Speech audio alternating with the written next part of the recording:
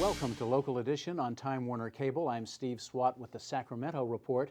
In the next few minutes, we're going to talk about an item in Governor Brown's proposed budget that doesn't get too much attention: trial court funding. My guest this segment is Reggie Jones-Sawyer, member of the State Assembly from Los Angeles. Thank you very much for being with us. My pleasure to be here. And so we're going to talk about trial court funding, and I know you're involved with a budget subcommittee dealing with this. You're the chair of Budget Sub 5, Public Budget Safety Subcommittee. And as you know, over the last several years, when we were cutting budgets and we had a deficit, trial courts took a huge hit. And that does go directly toward access to justice for Californians, doesn't it? Yes, and no one will disagree with you that the courts have taken significant cuts over the last, I might well say 12 years. We've been in 12 years worth of budget deficits. Last year was the first year that we had some kind of surplus. And we need to start talking about how to fund the courts. And I think everyone in all three branches wants to fund the court, whether it's the executive, legislative, and definitely the courts. I'm new, and so I'm just getting into this discussion and fray. And one of the things that I've seen is there's just a disconnect about how the money is spent. I think you can talk to anybody, the governor or the Senate or even the legislature. We all want to give them either $100 million or $266 million or $1 billion, which is what they say they ultimately need. But we want to make sure that they're spending the funds effectively and efficiently. One thing, for example, they could do is looking at computerization. And I know they've had some troubles in the past at doing that.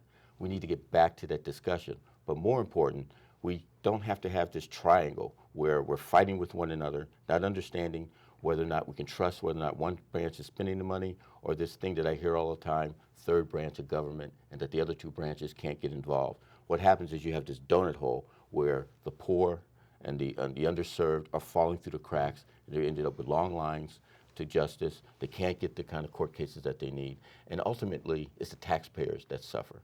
And at the end of the day, the taxpayers really want to know, how are we spending the court funds in the most efficient and effective way? So the governor has a proposal to add $105 million to the courts. Correct. In this current budget. As you mentioned, the Chief Justice would like $1 billion, $1.2 billion to get back to what she thinks is proper. But there's no question. I mean, 200 courtrooms have been closed down. They've been shuttered over the last few years. So reopening those, I mean, that's one way. That's one place the money would go, is, I guess, to hire some people and reopen the courtrooms, right? And or wrong? Definitely, but we want to make sure that money will actually effectively get that there. If we do efficiencies, I honestly believe we probably could generate about $200 million worth of free up that kind of money in efficiencies alone. And I'm talking about computerization. I'm talking about how the structure of the courts are done now. I'm even proposing maybe having a third party look at the way we do business in the courts, maybe an audit, so that we can look at the best practices, find some benchmarks, see what other people are doing across the nation on how they manage the courts.